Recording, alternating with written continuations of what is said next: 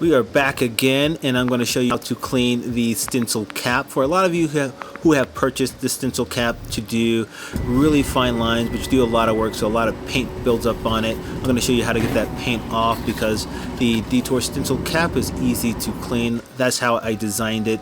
So for a lot of you who don't know, basically a stencil cap is a way of getting really fine details out of a spray paint can, because caps can only go so small, so you have to have little other things to add to your spray paint can to help you out. But it is able to be cleaned with acetone, and acetone is one of the best products out there that really can remove any sorts of paint.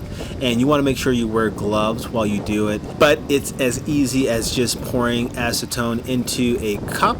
I got this little vase right here. I threw the stencil cap in, and you can kind of see how it sort of just eats up that paint immediately. It takes probably, I'd say, 3 minutes. Just swirl it around.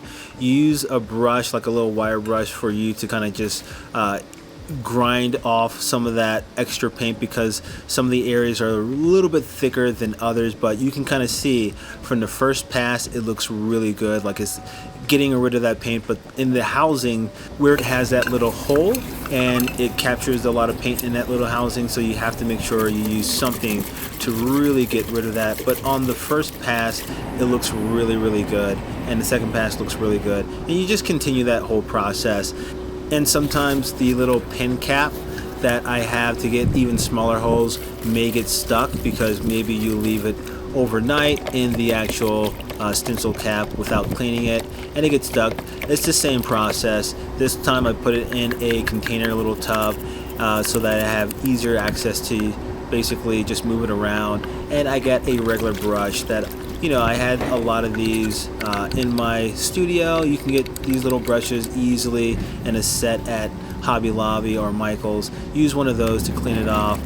But I do the same process for this one, and basically just grind all that paint off until I get that little pin cap out, and then I clean the pin cap as well, and it looks good as new. I made these stencil caps to be very affordable, so you can get multiple ones in a set. You can just keep buying them for all your cans, all your different colors. And then I made it easy to actually repair and clean up, just in case you want to make sure you can keep them as long as possible, so that you're not just constantly buying more and more stencil caps, although I want you to buy more and more. But this is the video on how to clean that stencil cap.